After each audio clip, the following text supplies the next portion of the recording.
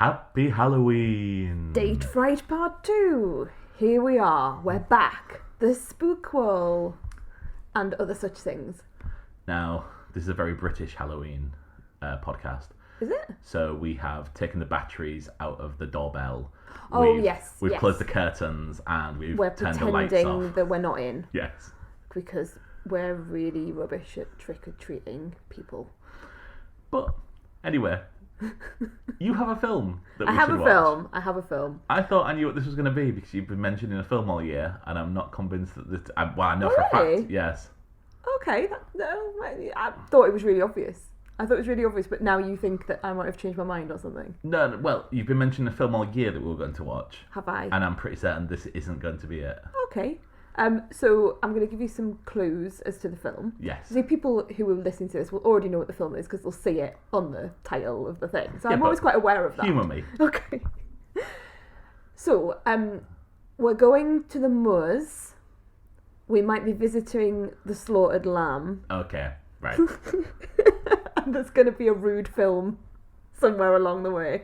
Oh, I can so talk about See You Next Wednesday. You can. Oh, I love... Yeah, I've okay. got a t-shirt with that on.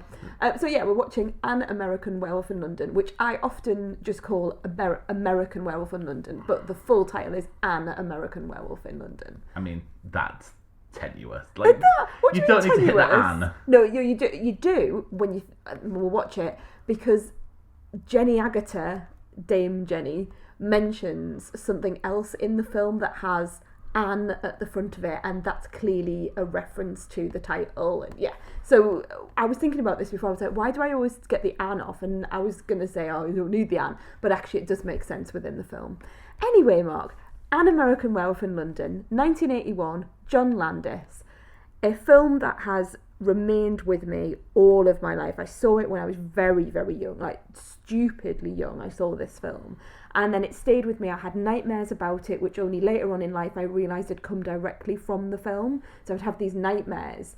And then when I watched it later in life, it just became so apparent that the nightmare was based on a scene in that film. Okay. A scene that's like stayed with me forever.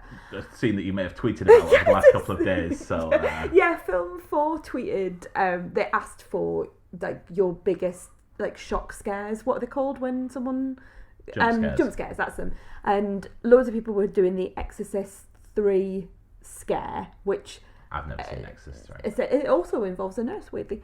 And I knew straight away which my biggest jump scare of all time. And when we watch the film tonight, I won't be able to watch the bit where it happens, even though I've seen it hundreds and hundreds of times.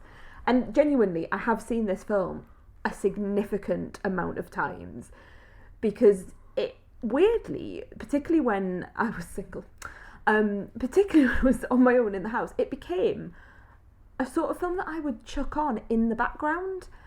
Now, this is really odd for me. Like, I know I'm going to go into a bit of psychology. This is really strange for me because anyone who's listened to the podcast before will know that I am just a complete weakling when it comes to horror. Yeah. I hate horror. I don't like anything. I like if it was to do with a ghost, I don't think I'd be touching it. I find that whole idea of the build-up of like spooky times and foreboding, that psychological drive, I find really, really hard.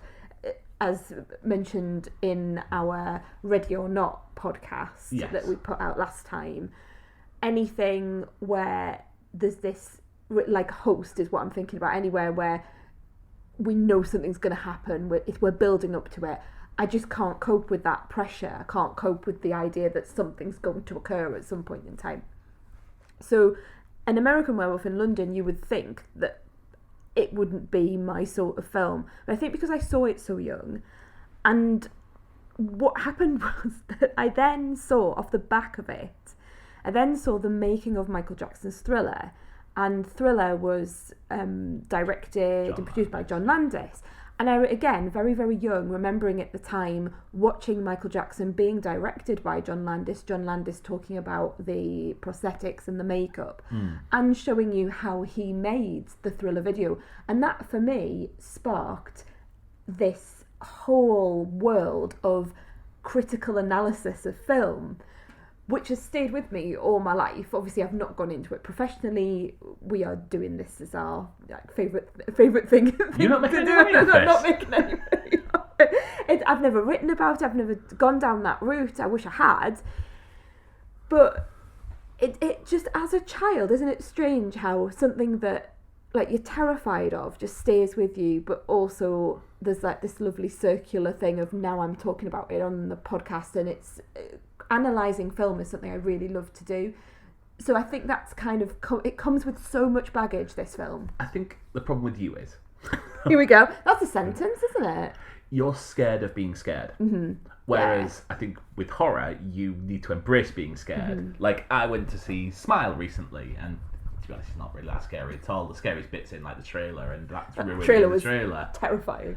But yeah, like that's the joy of being scared. Whereas you are not up for that. I don't find any joy in being scared. It'll like keep me up all night. But then going back to this film, this will not keep me up till it. There'll be bits in it where I'll go, oh, no, I don't like that.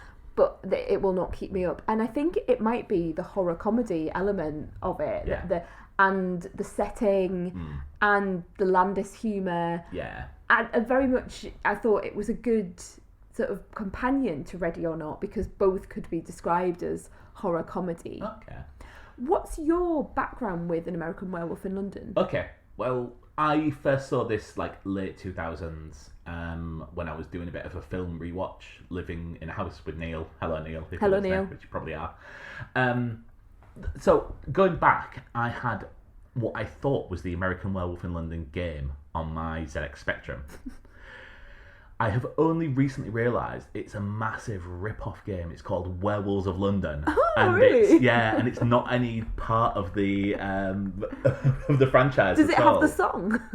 I don't know. I wish I knew. Like the Warren Zevon song. Yeah. Oh, I love that song. But yeah, I've only seen this the once, and I was blown away when I saw it. Like it was. I mean, I love John Landis. Like one of my favorite films growing up was Coming to America.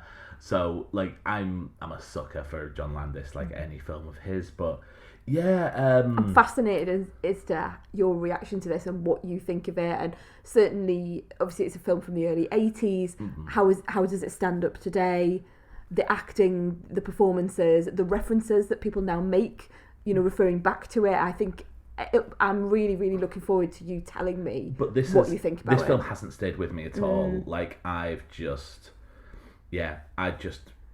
watched it, I enjoyed it, but I've never actually done anything. Oh look, I found the cover of Werewolves of London.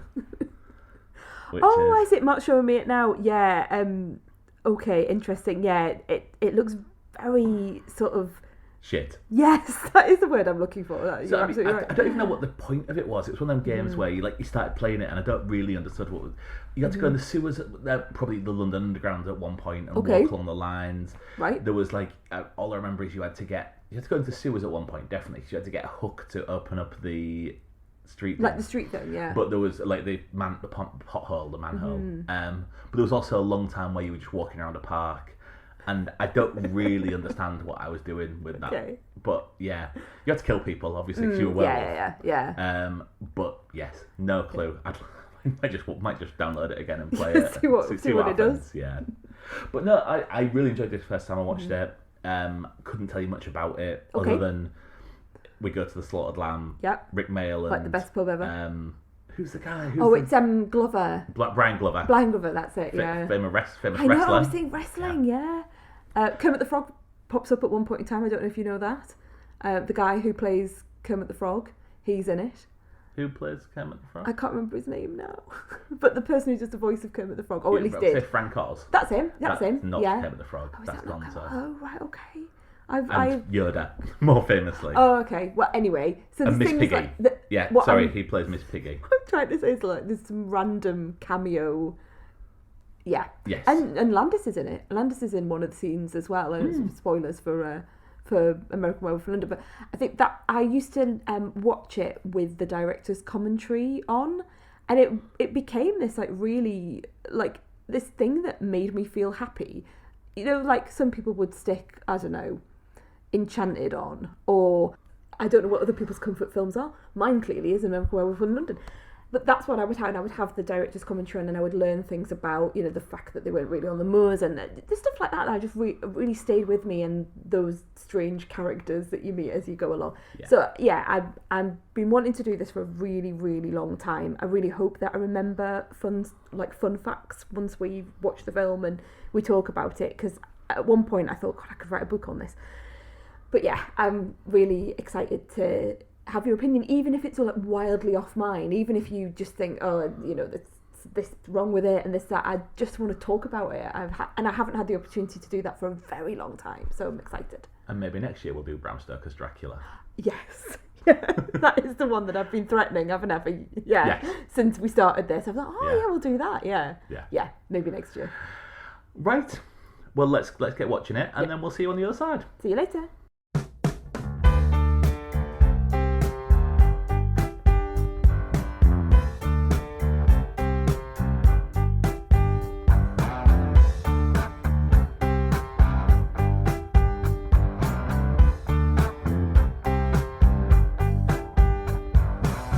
I saw a werewolf with a Chinese menu in his hand, walking through the streets of Soho in the rain. He was looking for the place called Lee Ho Fooks. Gonna get a big dish of beef chow mein. Ahoo, werewolves of London. Ahoo.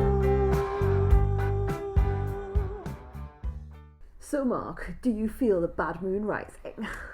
I've spent the last 5 minutes just thinking of other songs that would be featured on this if it was remade today. And what would you think? I'd be flying to the moon and back if you very be. nice, yeah. A little bit of Savage Garden. We've been to Button Moon. I'm following Mr. Spoon. Yeah, and then I thought everyone's gone to the moon, but then I remembered that's by someone who we don't mention anymore. Oh, so, really? Okay. Yes, yeah. Wow. So thus the game ended. I understand there's a lot of dark humour in this, but maybe not too dark. No. I really enjoyed that. Oh, did you? And I'm so pleased. I had very little memory of this, as it turns out. So I obviously remembered that it started off with a set piece on the North Yorkshire moors with the slaughtered lamb, with Brian Glover and Rick Mail, and then I knew that it went down to London. But in my mind, it was there was the two lads were there all the way through. Okay. Not in undead form. Yeah. And yeah, I don't quite know what I remembered and what I didn't remember, but yeah, this is a far lighter film than I remembered. I mean, this is very much on the borderline of comedy. Yeah, it's closer to comedy than I remembered. Very much so, yeah. Although there's some real horrific sights in there, it is final act thing when we actually see a werewolf for the first time. I guess we're probably 3/4 of the way through. Well, probably an hour of the way through. Yeah, it hits an hour. And very light touch with the actual visuals of it. It's certainly at first. Then it gets a little bit further and a little bit further. But I can really understand why you like this. And yeah, I think it's an excellent film, and you can see why it's gone down. I mean, I love Landis anyway, but this is one which I've got a bit of a blind spot on. Yeah. But yeah. And I haven't seen any of his other films. This is it. What? Yeah, I know. We've seen Coming to America. I'm Oh, sure. have we? Yeah, we have. Yeah, so it's that and Coming to America, but I haven't gone for his other films because what I love about this one is the darkness of the humour. I think there's a real mash of sex and death and gore and humour, and that mix of it has always been attractive to me. Okay. Probably because I saw it much younger than I should have done. Yeah. And I think all of those things when you're younger, they kind of your little sparks in your brain are going off of wow, this is the first time I'm seeing this. This is the first time I'm seeing that. What does that mean? I don't really understand it. And as you get older, obviously you can recontextualize it, particularly bits where Landis is bringing Nazi imagery into some of the that came out of nowhere for me. So we could like go into that a bit before we go on. So just for anyone who's never seen this, which I mean, someone must be, because So this is the story of two American students who are travelling around England before they head on to Italy. They start for some reason in the North Yorkshire moors. Yeah, Northern England first, he says. Yes, Northern England first. Yeah, that's not the way I'd do it, but yeah. Flew into Leeds Bradford and just left it there. They go into a pub where you find the stereotypical pool ball stop rolling. Well, it's become that now. This is where I think a lot of that comes from.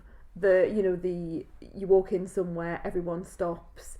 Are you welcome or you're not? We don't like outsiders here. I always pull that back to American Werewolf in London. Do you think it goes back further?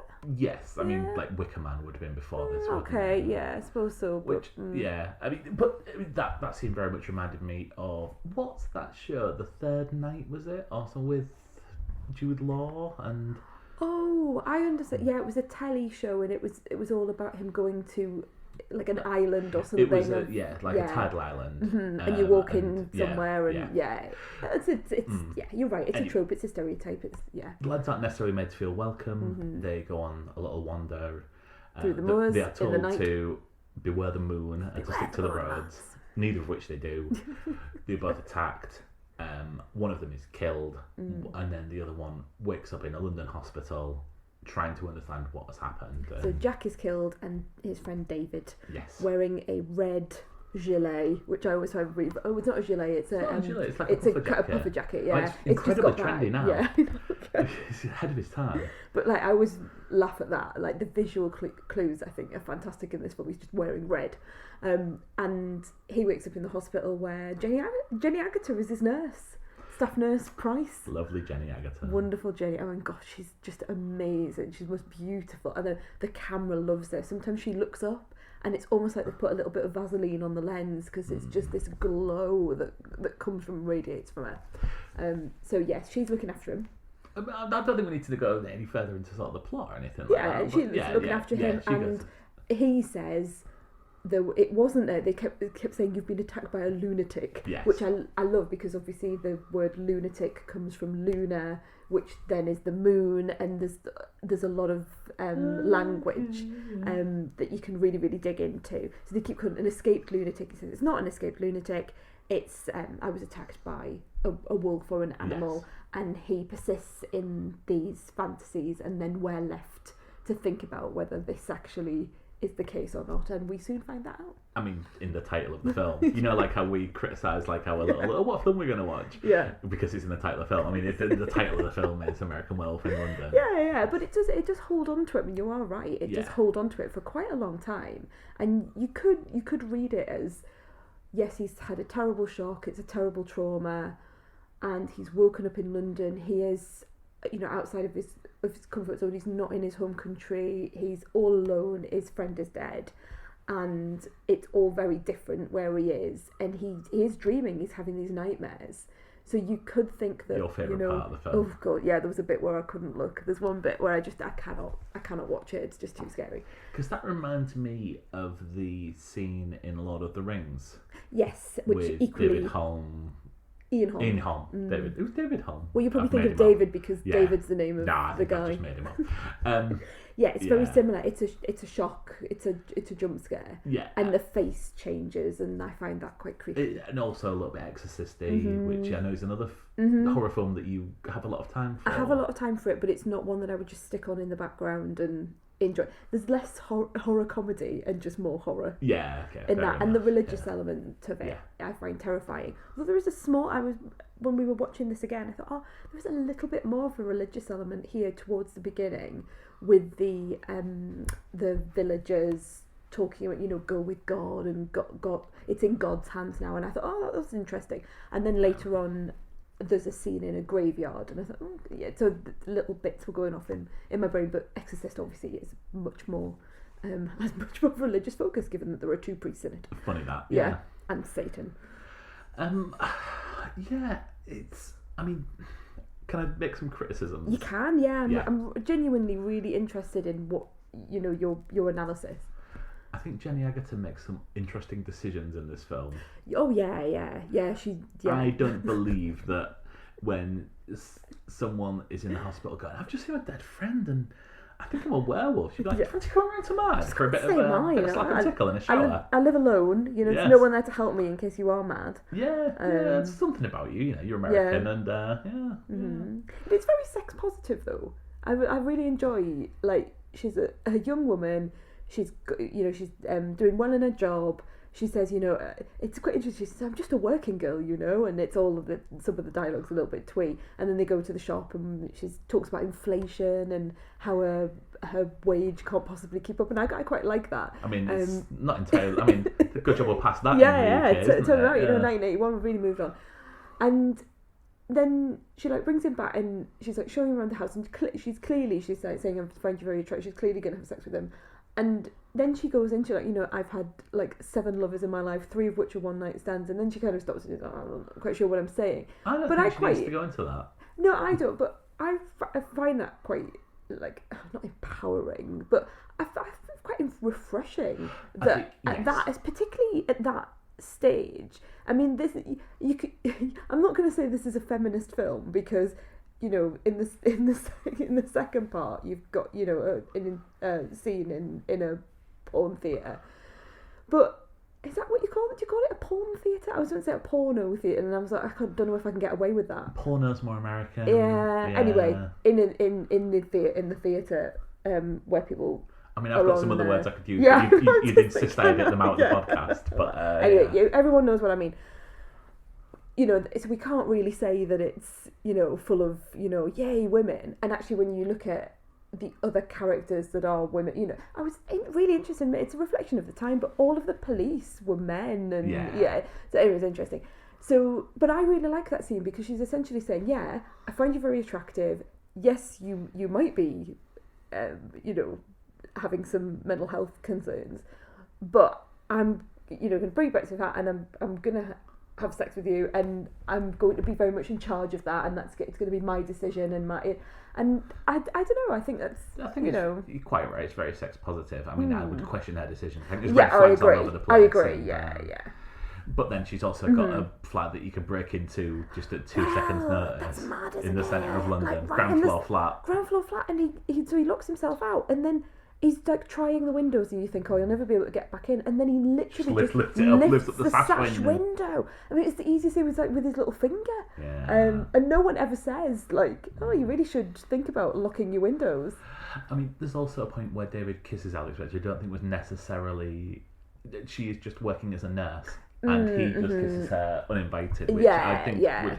I mean, although at the time, I think the film gives you enough, to say that she's quite interested because she's buzzing around him quite a lot. She's making excuses to go and sit with him. She's doing this sexy feeding him thing of and it all gets a little bit I'm going to have to do this every time. If I had a problem with it, then I think it's a problem. Look, I'm just putting it out there. Don't be making excuses for the film. Is the name Alex in this? Yeah, Alex. Also has the weirdest apartment. I love that apartment. I think it really shows you who she is, apart from, you're going to say, the strange deceased relatives photos that wasn't are everywhere. Actually what I was talking about. No. Why has she got posters of Mickey Mouse and about 3 different statues of Mickey Mouse and Donald Duck on the mantelpiece? I think that is a reference to, so you've got you've got references to America throughout. So you've got her watching he's watching in the nightmare that he has. They're watching the Muppets. The Muppets. Is that not just a reference to Frank Oz being in this? Yeah, well that as well. I think it all comes in the round. So having Mickey Mouse there, and then Jack going, "Hi, David," with Mickey Mouse, and it always being there. I think it's just to remind. My take on it is it's reminding you that he is he's an American in London, and she has taken it. Maybe it's to say, I'm thinking this through or something, because she's got pictures of Casablanca, the film poster of Casablanca, and Gone with the Wind, and maybe that's telling you, subconsciously that she loves those old American films, and to have this American young man, this attractive American young man in her flat is part of this romantic thing, and maybe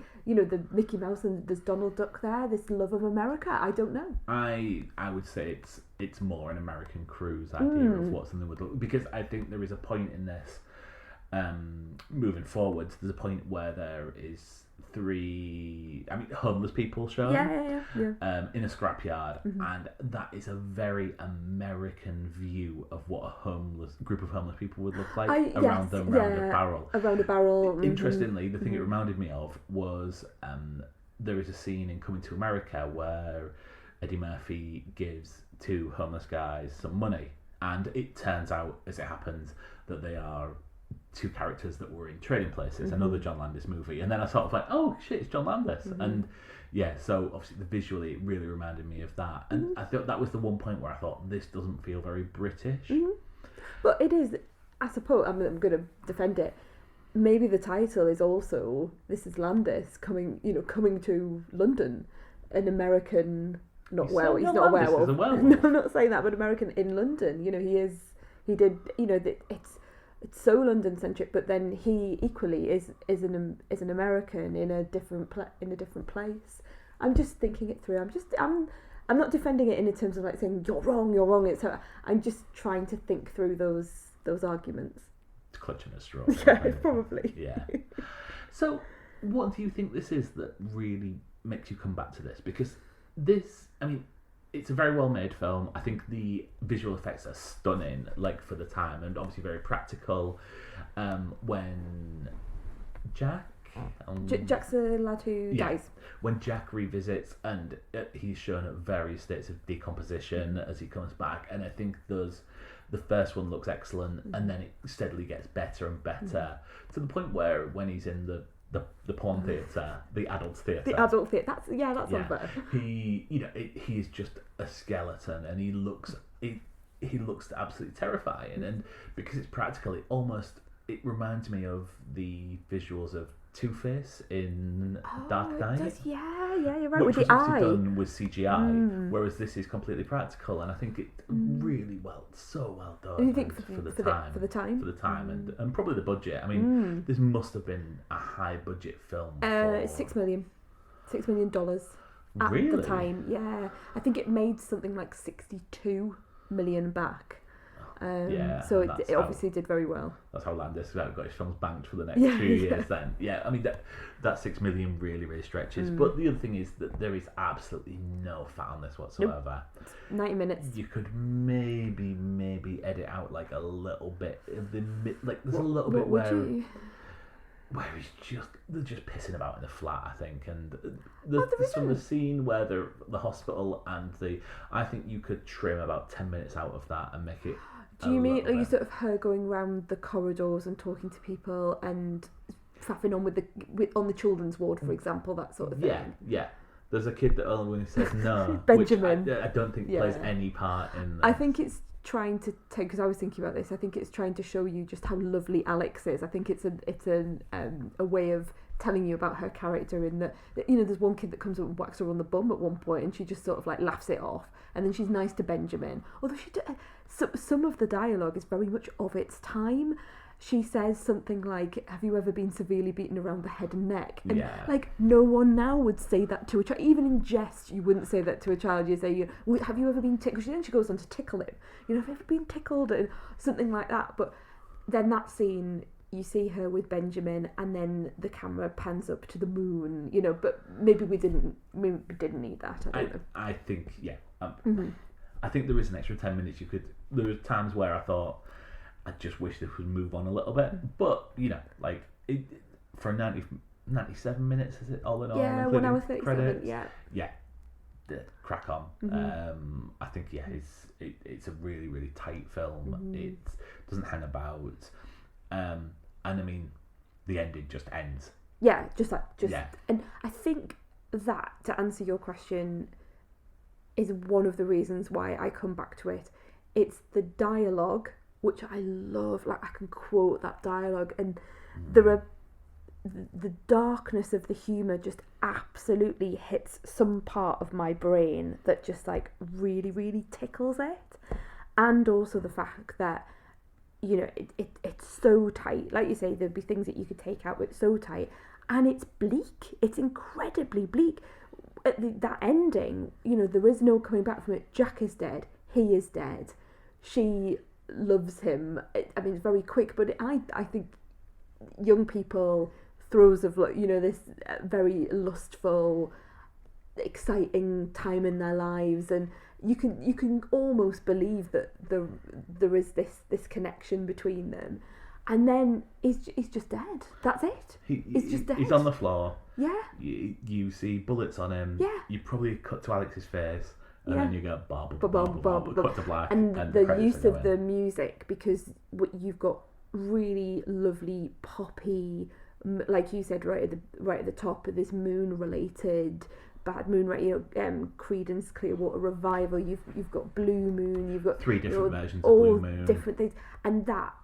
But they're married with, when, for example, he's having his nightmares. This music by Elmer Bernstein, yeah. which is so haunting and so beautiful, and got this real sense, this beauty to it. And when Dr. Hirsch is driving to East Proctor as well, it's played there. There's this marriage of incredibly dark The Curse of the Werewolf with pop culture, poppy moments, and just, for me, really sharp, like, I can't think of the words for the dialogue, because it's not dazzling dialogue, it's just funny. I love the way that he sets up the relationship between David and Jack, and how he's talking about Debbie Klein or someone like that. Yes. And how she's an average person, and then all that, with a good body or something like that. And you can totally believe that that's what two young guys who were travelling around Europe, they would be having that conversation. There is great chemistry between them, and that's why I was kind of shocked that Jack's off. Yeah. Like after 20 minutes. It almost feels like a bit of a high school, like just two high school guys pissing about and the thing. But I really, really think the script in this is really, really, really sharp, like you said. Did this win any Oscars? It won for Best Makeup, so it was Makes Rick sense. Baker's first Academy Award for Better, and obviously went on to do so much. And if you've ever backtrack a bit, this was one of the first DVDs I ever bought. I think it was the 20th anniversary or something like that. It was some kind of anniversary. It's 81, isn't it? It's 81, so it would have been, 2001, So that's around about the time, because I think I started getting DVDs about 99. It was one of the first really expensive DVDs. I think it was about 25 quid or 30 quid or something like that, because it was a two disc, and the second disc had all the making ofs, and they showed you all of the Rick Baker, the monster factory, and how they did the hand, and then and he's on the floor. He's when he flips over, when he makes the change into the werewolf, and he flips over halfway through, how David Norton, who plays David in the film, he's in a hole in the ground, which you can imagine now, can't you? He'd been through the floor, and his little head would be popping up. But at the time, they were trying to work out how they were going to do this creature feature with the brightest of lights. I mean, this is not dark. It's not in the dark. He's in a flat with all the lights on. You are watching every piece of that transformation, the nails, the hands, the legs, the hair growing, you can see the hair growing on the body, and the time lapse that goes through. So that was the Academy Award for Best Makeup, and rightly deserved. David Norton. What else would I know him from? You know what? I don't know. And Griffin Dunn, or Dune, I think it's Dunn. I don't know him from. I know he has been in other things, but for me, they're just these people. So a lot of I know Jenny Agutter's in Call the Midwife now, and obviously she's Bobby in The Railway Children. But to me, she is Nurse Price. See, I remember from. Do you remember from Walkabout? Yeah, which was just. It was one of them films that was. I remember it being advertised on TV. It must have been probably. It can't have been the premiere, because that was mid-90s when I saw it, and saw it on TV, and there was an advert that ran for ages. Coming up is just the kid saying, "Don't suppose it matters which way we go." In my mind, it's Film 4, but it's probably Channel 4, because that's the sort of film that would show that. But Yeah, I mean, I'm looking on his. I'm sure he has done other stuff IMDb, like but in the back of my if you head. tell me He's that done I'm loads of stuff. Yeah. Still working up until the last couple of years ago. A lot of voice work on like video games and things like that. He's been in Grey's Anatomy, Sharknado 5. I mean, that's Wow. global swarming. God. The Doctor as well. Yeah, the Doctor is very recognised. But is it Woodbine? Is his name Woodbine? I can't remember. I hadn't realised until I watched it again tonight. I think, but I've obviously forgotten just how much of a role he plays. That he listens to David. He has a twinkle in his eye when he talks to the nurses. Particularly Alex, when he knows that she's sort of hanging around and she's finding David attractive, and he's kind of going, you must have things to be doing, Nurse Price, and all of this sort of thing. But you can see there's like a wry smile, and then he he goes on about someone, I don't know, is it Roger or someone like that he doesn't want to talk to. I love the dialogue where that person's like ringing and his secretary's like saying, I've got so and so on the phone, and he's going, tell him I've passed away, an old war wound, that sort of stuff. I love that dialogue. And John Woodvine's still with us. That's it. John Woodvine, is it? Yes, John Woodvine.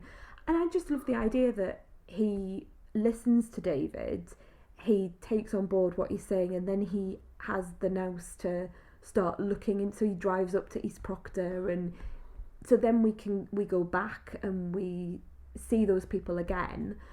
I love the class element that brings as well, because when the boys go into the pub, they're not treated particularly in a welcoming way. Now he isn't either, but the bar lady, the landlady, she calls him Sir and Love, and there's a reverence to it. Yeah. And the men, so Glover and the other guy, there's a reverence and they call him Sir, and I find that really interesting, the difference when we go back to East Proctor, how they treat him as this doctor, as this very well-spoken man from London. So he's done a lot of work with the RSC. He's from South Shields. Oh, is he?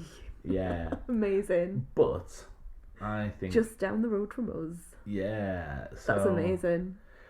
I'm trying to work out where else I would have seen him in. Yeah. I mean, he's in a lot of things that you would have seen. Is it sort of like Midsummer Murders and that sort of stuff? I sort of imagine him in that. Certainly in that. I mean, he's the Archbishop of York in The Crown. Oh, is he? He was in an episode of Vera, because obviously he was. Yeah, of course he is. Interestingly, he was in Burke and Hare. Oh, right. And that's obviously a Landis film. It's a shame about that film. I know. Yeah, it didn't really work for me, that film. Have you seen that? I've seen bits of it, but I had then heard on the grapevine that it wasn't great, and I think I didn't really want to sully the whole length, because it would have been a dark comedy again, with particularly given the themes of Burke and Hare. Still one's at 93 though. So, wow, yeah. 93. God, good innings, yeah. Do you know what I enjoyed a lot about this? The posters on the Underground. Yeah. Did you see that there was a prominent? I mean, obviously there is posters for See You Next Wednesday. Yes. And there is posters for Airplane, which I find very interesting. Yes, I saw that. Yeah. Because John Landis worked very closely with Zucker, Bram Zucker. So three of your favourite filmmakers working with John Landis. But my favourite bit was an advert for London's first hamburger restaurant. Yeah, I saw that. And there were loads of them, weren't they, going up the... like a Wimpy. I think it was a Wimpy. Like yeah. An advert 9 for to Calais. 5. Just the concept of Calais. Yeah.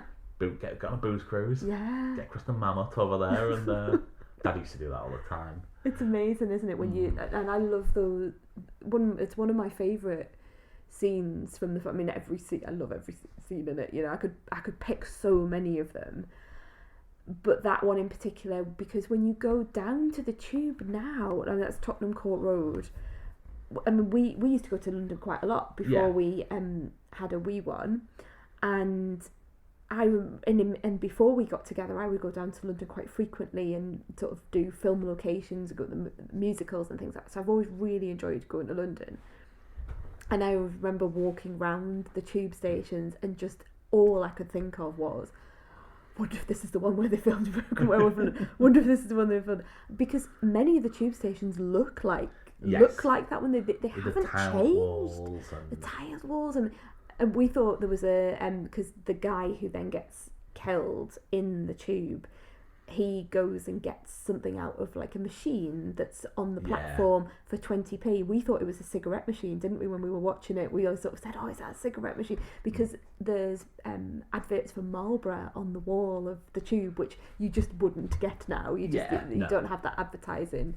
But it wasn't. It looked like it was some sort of chewing gum. But it's like 20p, and 20p for a paper as well. So all the things are quite interesting. But £2.60 for it was at 280, wasn't it? 280 for the circle. Oh right. £2.60 for the stalls. For your adult film. Like, I can go to the Odeon down the road for a fiver, like off peak. I mean, that seems like a like. Oh, it's I mean, inflation. It's London, though. It's London prices. Yeah. It's that idea as well, though. Doesn't it show you how much things have changed? That was right in the centre of Piccadilly Circus. I realise it's not, like, in inverted commas, real. I realise, that has been created for the film. But the idea that would just be there in Piccadilly Circus, and some of the other shops that you see that clearly are proper shops that are there, just how much the area has been, I'm going to use the word gentrified. Well, I mean, it was a service that gentlemen, I mean, certainly around Manchester and things like that in the north, there was a lot of, like, if you knew where to look, there was an adult theatre anywhere around, and the internet's killed that need now. I mean, I suspect there are theatres for people who still want to be around an audience when they're watching these films, but that concept, though, I find that concept in the film, I think is just, I find it fascinating to watch that when he's, and this is what I mean about that mix of sex and death, that he's sitting in this really like seedy establishment. You've got the just a terrible flick on in the back. I mean, it's as comedic, isn't it? It's so when the guy comes in and goes, window cleaner, the guy comes in and he goes, "You said you'd never do this again," and then the guy goes, "No, I didn't." He's like, "Not you," and she, "I've never seen you before in my life," and it's very wooden, like the acting, and purposefully so. Yeah, purposefully so. But in the background, you're hearing lots of noises going on, whilst David is speaking to his friend's corpse, and Jack is then introducing him to all the people who he's killed as a werewolf the night before. Yeah. And so you have juxtaposed against the sounds going on in the background of people having a lovely time, and also these people giving him examples of how he might take his own life. Now, suicide is not funny, and I think we need to say that very clearly, that that is not where the humour is.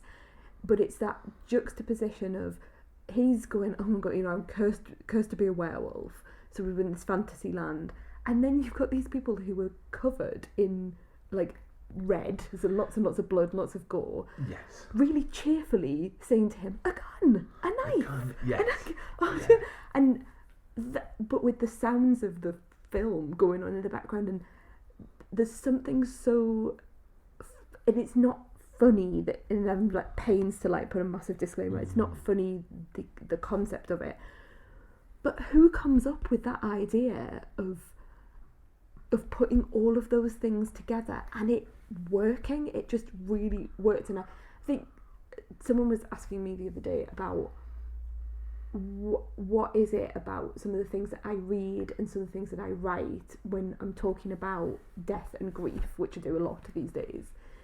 What is it that sort of sets the things that I like apart, and the way that I talk about grief?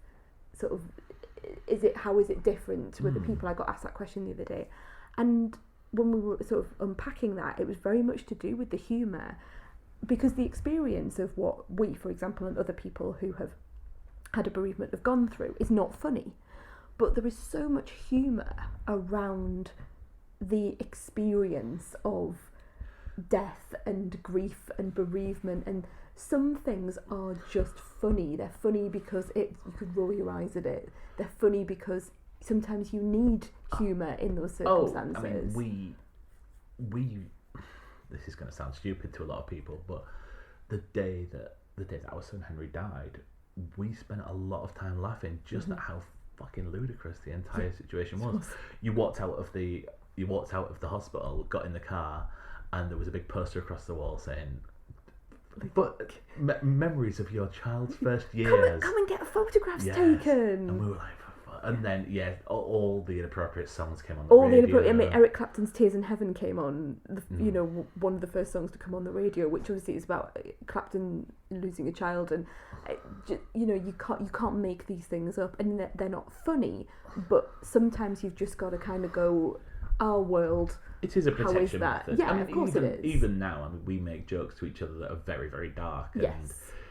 we wouldn't make in front of other people, No. but it's our way of It's out of it, coping and with that's it, the yes. and I wonder whether that in itself, that level, it's so dark. The humour, he's coming from a position where he's just been in a phone box. He's tried to ring his parents to say goodbye, and instead he gets his 10-year-old sister, who he ends up calling a creep because she's like, why are you being silly? And oh, I'm not being silly, you creep. And then he's telling her he loves her, and we all know full well she doesn't really understand the concept of what happens. And then he goes to take his own life in this phone box. So you're coming from that over into the adult theatre, and it just, that juxtaposition, I think it just speaks to me in a way that I can't quite explain. But that is the horror comedy, you know, that's.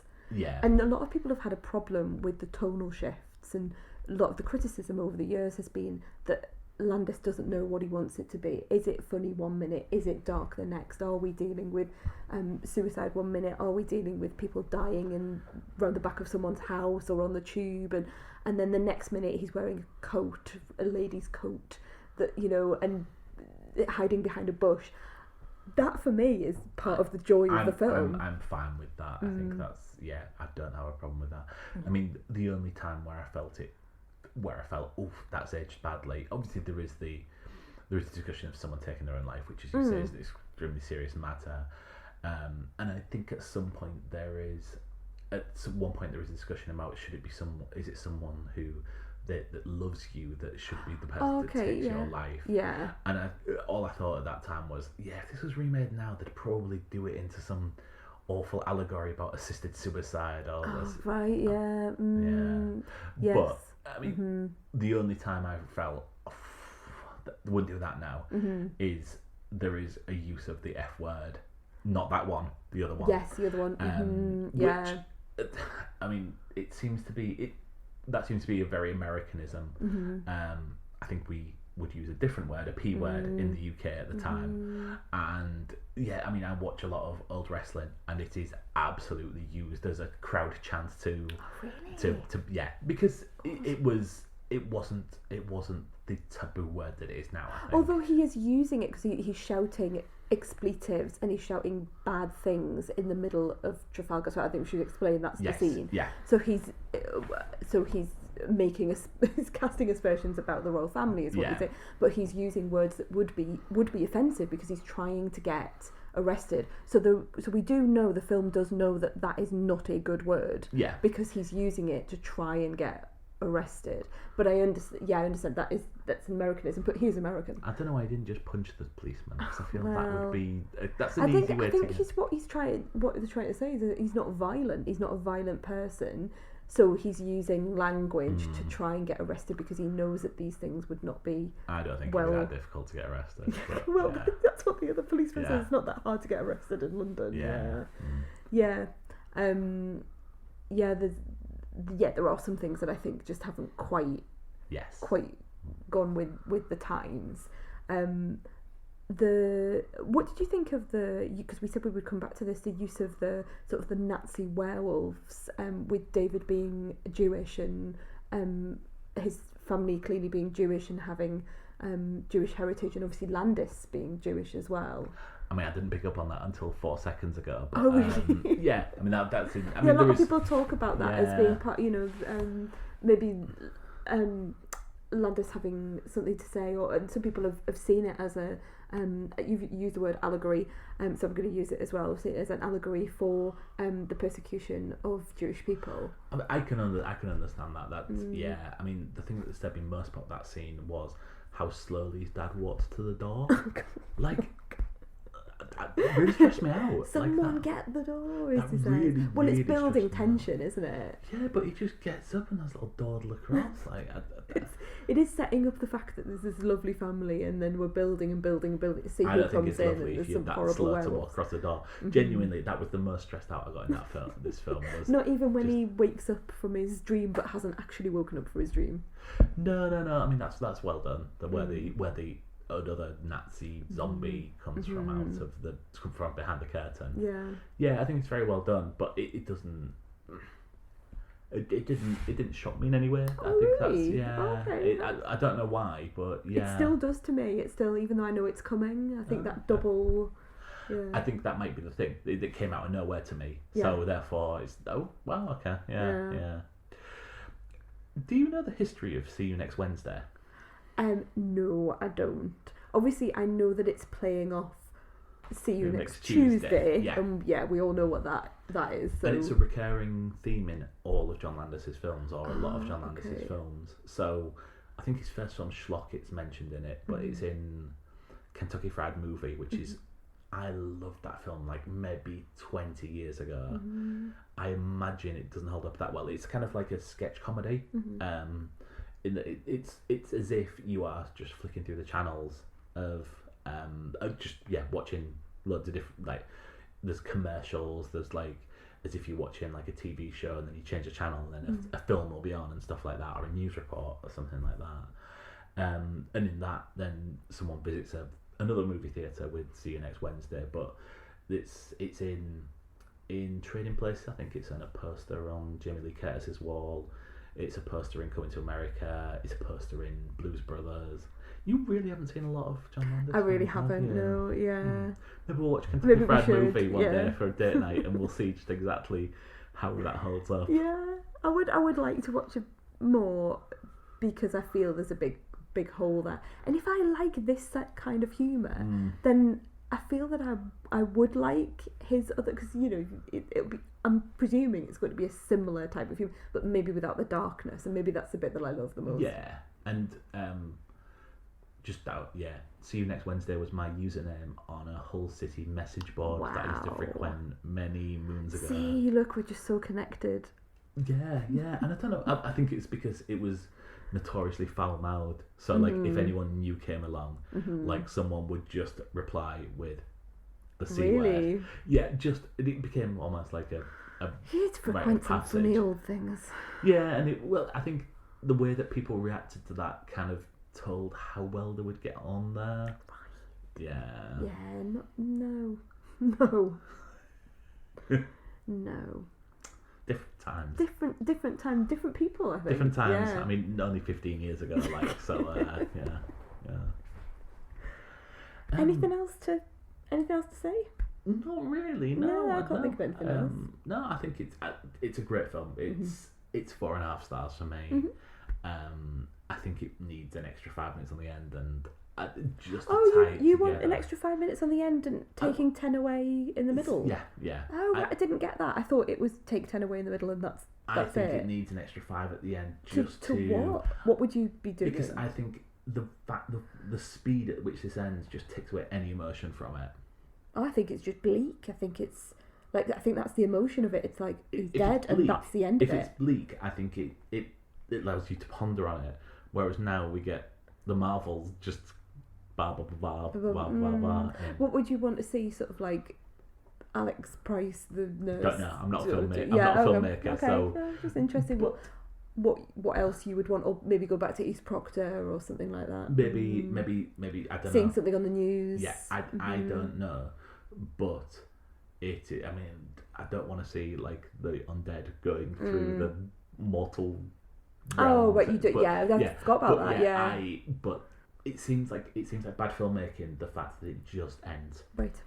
and I can't. Yeah, I can't put my finger on what I would need at the end. But you But want I think something. it needs something just want to something. What I would love is a TV show where Dr. Hirsch and Alex do like a double act of looking into things, like a supernatural, a bit like Jonathan Creek, but with like the supernatural. I was thinking of this as I was watching. I was like, I'd love to see those two together with her. terrible. It's terrible tropey, but her's like the sidekick and Dr. Hirsch, and then travelling around Why the can't she be the lead? Yeah, well, that's what I'm thinking. Yeah, that's what I'm thinking. no, Like, you're that's not. terrible, isn't it? That's my own internalised misogyny. So yeah, I was watching it, especially when they're in the taxi together and they're going to find David. I thought, oh, that would be brilliant having those two Who's David? together. Honey. That's a reference, just for anyone at home who might still be listening, probably no one now, to why do I want to say McFly? It's not McFly, it's Busted, isn't it? Yes. It's Busted. It's a song called Who's David, and every time something like this comes up, It's Mark also, likes to ask me the question. It's also a reference to 2 years ago when we did The Lost Boys as your thing, where someone actually asked who's David. It's Who's David, and the answer is the boy who lives next door. The boy door. lives next door, yeah. Well, not in this film, he doesn't. Final question. Right, go on then. Actually, I've got 2 more things to say. Oh my god. Have you ever seen American Werewolf in Paris? No, I haven't. So I've never seen that at all. I understand that's not the worst decision you've ever made, but I do like a dodgy sequel. I just haven't done it with this. And the second question? And Warren Zevon's Werewolf of London. Mm-hmm. That really reminds me. It's completely separate to this, but it completely reminds me of Hull, because in Hull there is a real problem getting taxis, as you will know from when you've visited and we've gone out on a night out. I just don't understand it. When you're from like a big city, like obviously being like from Newcastle, you can just get like I can get my phone out now and see where all the taxis are in the area, and I could get one here to our house in like 5 minutes. But when you're in Hull, like I find that it might fascinating. have changed now. Like, yeah, it might have changed. But when we were going out, we would like stand there for stand in a queue.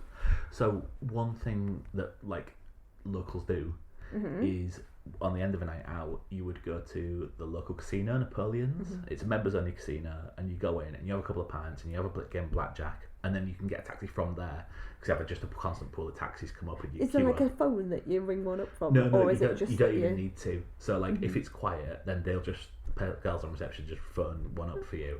But if when it gets to a Saturday night, there's just a constant line. Okay. So you probably queue in for 20 minutes or whatever, but you're warm and there's bouncers there and stuff like that.